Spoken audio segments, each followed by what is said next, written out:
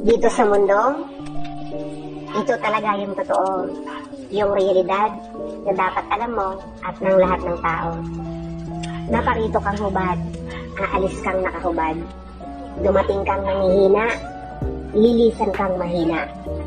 Iniluwal kang walang salapi at mga bagay. Maglalaho kang walang salapi at mga bagay.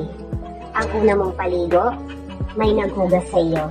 Ang huli mong paligo, may maghuhugas sa iyo.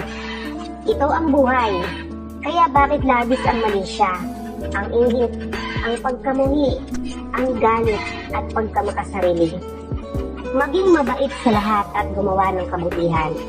May hangganan ng oras natin sa mundo. Huwag sayangin sa walang kabuluhang bagay. Manalangin at higit sa lahat, huwag na huwag natin sasambayin ng pera. Dahil kahit anong dami ng pera mo o ng ari-arian mo, kapag binawi ng Diyos ang buhay mo, iiwan mo rin yan at hindi mo madadala sa iyong pupuntahan. At sa halip, tumulong ka sa kapwa mo tulad ng pagtulong ng Diyos sa atin nung siya'y nagkatawang tao, matubos lang ang mga kasalanan natin.